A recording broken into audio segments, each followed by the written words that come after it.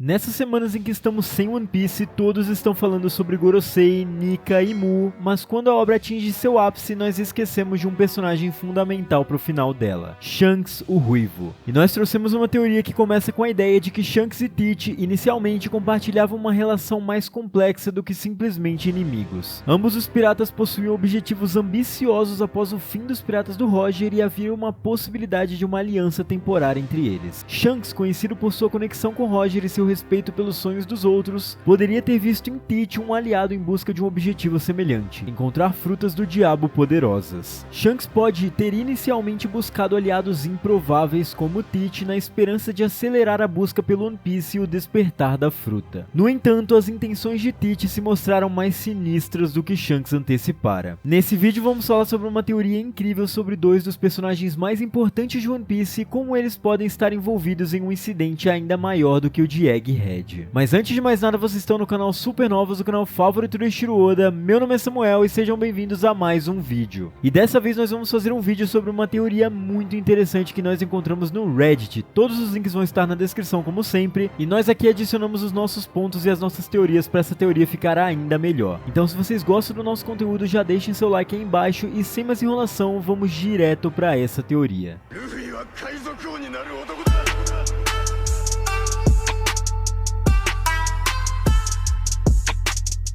Acredito que há uma relação mais profunda entre Shanks e Tite do que apenas dois piratas que simplesmente não se gostam. Existem algumas conexões interessantes que vamos destacar aqui, mas para resumir, acredito que Shanks e Tite estavam trabalhando juntos após o fim dos piratas do Roger para encontrar frutas do diabo, a Nika Nika no Mi e a Yami Yami no Mi. Shanks buscando o amanhecer de Nika e Tite escolhendo a escuridão. Quando Shanks eventualmente descobriu até onde Tite estava disposto a ir, eles tiveram uma séria desavença que levou Shanks a ser ferido por Tite e os dois seguiram caminhos opostos. Shanks então forma sua própria tripulação e procura por sua fruta, enquanto Tite fica no navio de Barba Branca e deixa outros fazerem a busca por ele. Shanks deixou Tite em paz ao longo desses anos, mas desde o início da série ele tem estado em alerta máximo porque Tite finalmente encontrou sua fruta e pode mirar em Luffy se descobrir sobre sua verdadeira habilidade com frutas do diabo. Essa teoria é muito interessante e é baseada em uma série de deduções lógicas de acordo com a cronologia da própria obra. Nós vamos fazer aqui uma espécie de linha do tempo para entendermos aonde queremos chegar. Vamos pressupor que Roger morreu no ano de 1501. Nessa época, Shanks estava sem cicatriz e no East Blue. De 1501 a 1511, o Shanks foi marcado por Tite, ainda no East Blue. Em 1503, no capítulo 0 de One Piece, Shanks está buscando por Yasopp. Nesse momento a gente não sabe se ele já tem a cicatriz ou não, mas provavelmente ele tenha. Em 1511, Shanks estabeleceu sua base na vila de Luffy, e nessa época ele já estava marcado. Em 1512, no ano seguinte, Shanks encontrou a fruta Gomu Gomu no Mi. Ele deixa o East Blue após Luffy comer a fruta, e nessa época ele já estava marcado. Daí pra frente, Shanks se tornou Yonkou e encontrou com Ace. Em 1520, ele não tem interesse no que Tite está fazendo, inclusive diz que a sua cicatriz não dói mais. A partir de 1521,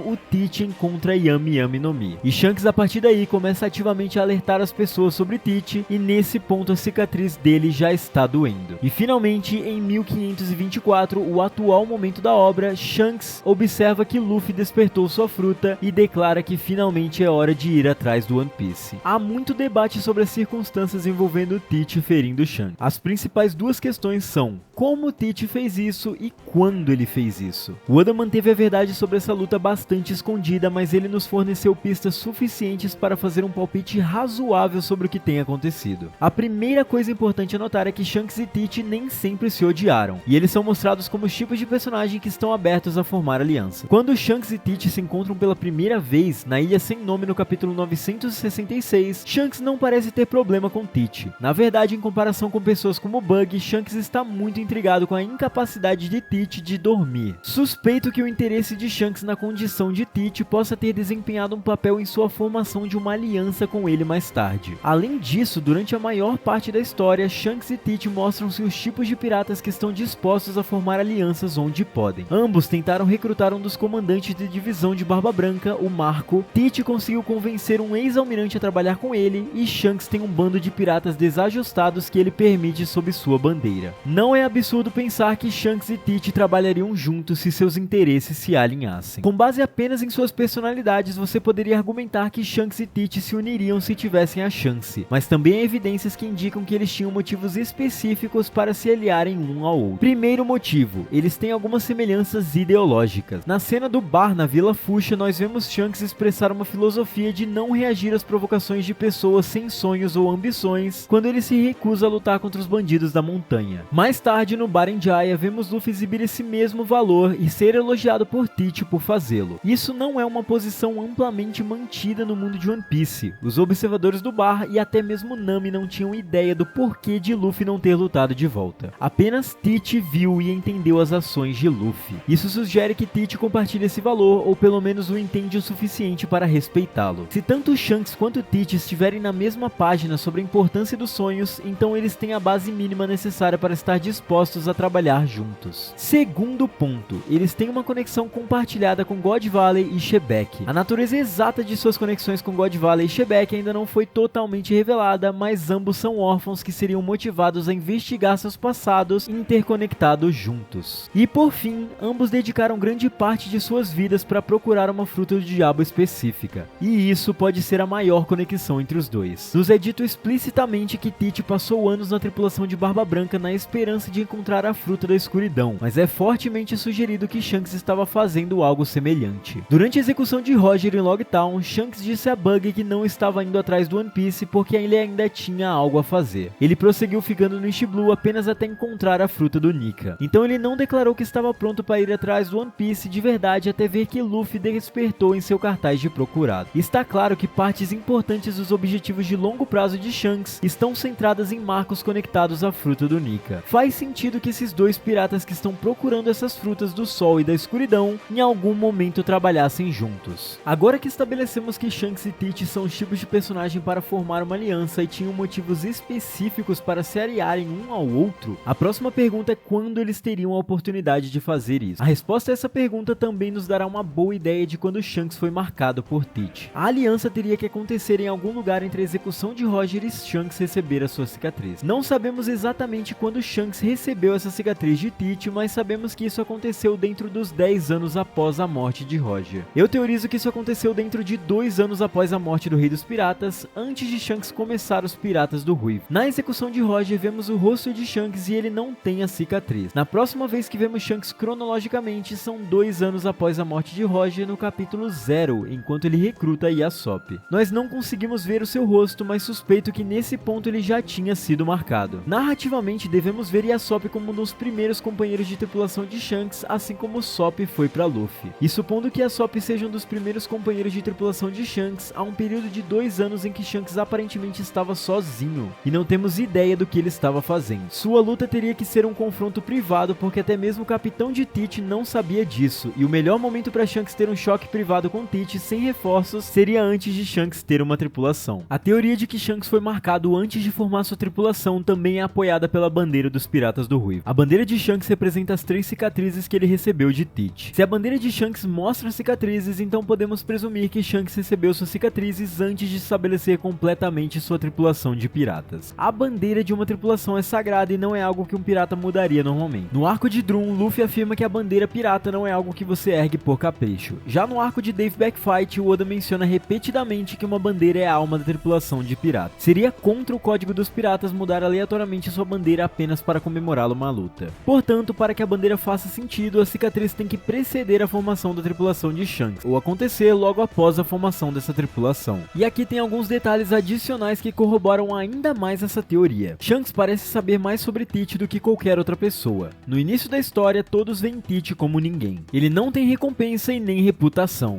mas ainda assim, Shanks está tão preocupado com ele que dirá a qualquer um que ouvir o quão perigoso Teach é. Ele também parece saber que Teach nunca foi leal à Barba Branca. Quando Shanks vai encontrar com Newgate, ele mais ou menos explica o plano de Teach da mesma forma que Teach mesmo explica para Ace. Como Shanks saberia que Teach estava esperando o momento certo? Ace e Barba Branca pareciam estar sob a impressão que foi uma traição repentina em vez de um plano a longo prazo. Shanks teria que ter sido informado pelo próprio Teach ou conhecê-lo bem o suficiente para deduzir isso. Shanks também parece saber que a Yam Yam é fundamental para os planos de Teach. Ele ignora Teach por quase uma década e não começa a se preocupar com suas atividades até depois que ele encontra a sua fruta, a fruta da escuridão. Quando Shanks encontra Ace pela primeira vez, ele está completamente desinteressado em Teach. Ele até comenta que sua cicatriz não dói há um tempo. Isso faz sentido se você sabe que Teach precisa da fruta para seu objetivo final e se você sabe que Teach provavelmente não será uma ameaça a menos que encontre essa fruta. E isso parece ser algo que Shanks só poderia saber se Teach tivesse lhe dito. As aparições de Shanks também fazem sentido se você as entender como tentativas de manter Teach longe de Luffy. Quando Shanks avisa Barba Branca sobre Teach, o Ruivo sabe que Ace é irmão de Luffy, mas isso não teria sido suficiente para fazer com que ele se importasse o suficiente para salvá-lo de Teach. Shanks sabia que Ace estava indo atrás de Barba Branca e não fez nenhuma tentativa de impedir ele dessa missão suicida. Uma razão plausível para Shanks pedir a Newgate para parar Ace é que ele sabe que se Teach matar Ace, isso trará Luffy e Teach para um conflito. E talvez esse conflito acontecesse antes da hora. Além disso, em Marineford, Shanks não tinha um motivo forte para parar a guerra, mas ele foi tão longe a ponto de entrar em conflito com Kaido para chegar lá. As suas ações fazem sentido se o seu objetivo na verdade fosse o de garantir que Luffy escapasse e não caísse nas mãos de Teach. E por fim, no arco de Wano, Shanks apareceu na ilha porque achou que Teach poderia aparecer também. Talvez o Ruivo estivesse preocupado que Teach roubasse uma fruta do diabo, mas Teach tem caçado frutas do diabo nos últimos 2 anos. Parece mais provável que Shanks estivesse preocupado que Barba Negra tivesse visto o novo cartaz de procurado de Luffy e que tivesse ido atrás dele. E isso nos leva à próxima parte dessa teoria. Se Shanks estava buscando tão incansavelmente a fruta de Nika, a ponto de se aliar a alguém com intenções claramente duvidosas, por que ele desistiu dela tão facilmente e só observou Luffy de longe por todos esses anos? A resposta é simples: Shanks nunca desistiu da fruta. Ele está esperando pelo momento certo. Shanks na verdade está usando Luffy porque One Piece requer que a fruta Nika seja despertada. O Shanks não sabe o que é One Piece porque não foi com Gold Roger para Laugh Tale. Ele só sabe que a fruta é a chave para isso. É por isso que o Ruivo sacrificou seu braço. Ele não podia arriscar a fruta renascer e correr o risco de ser gerada aleatoriamente em algum lugar do mundo. Ele precisa que Luffy seja o único a despertar a fruta, porque Luffy comeu essa fruta acidentalmente. É por isso que Shanks menciona que fez uma aposta na nova era. Ele não tinha outra escolha. É também por isso que Shanks finalmente decidiu anunciar que era hora de finalmente ir atrás de One Piece, porque Luffy finalmente despertou a sua fruta. Shanks agora precisa que Luffy mesmo recupere o tesouro. Talvez ele não tenha realmente nenhuma intenção ruim e ele realmente queira cumprir o propósito de Joy Boy. Mas tem um problema aqui. Ele não sabe qual é esse propósito, a não ser que as palavras de Roger tenham sido sobre isso no dia em que o Rei dos Piratas retornou de Laugh Tale. Então como Shanks sabe tanto sobre essa fruta a ponto de entender exatamente o que precisa ser feito para se chegar a One Piece, se nem mesmo Roger sabia antes de chegar a Laugh Tale? Isso é um tema muito interessante e bastante extenso e nós ainda vamos falar sobre isso aqui no canal. Mas de qualquer forma, dizer que Shanks é um herói ou um vilão é ignorar toda a complexidade desse personagem na obra e limitá-lo a um título que nunca foi dele. Shanks apenas está fazendo o que os piratas existem para fazer: roubar tesouros. E é com isso que nós encerramos esse vídeo, galera. Espero que vocês tenham gostado. Se vocês gostaram, não se esqueçam de deixar o like aí embaixo e comentar o que vocês acharam e se inscrever no canal caso ainda não sejam inscritos, e ative o sininho para não perder mais nenhuma teoria nossa, porque durante essas 3 semanas nós vamos encher vocês de teorias até vocês ficarem saturados. A gente vai acabar descobrindo o final de One Piece ao longo dessa pausa, até o Oda decidir voltar e revelar tudo pra nós. Não se esqueçam de seguir a gente no Instagram,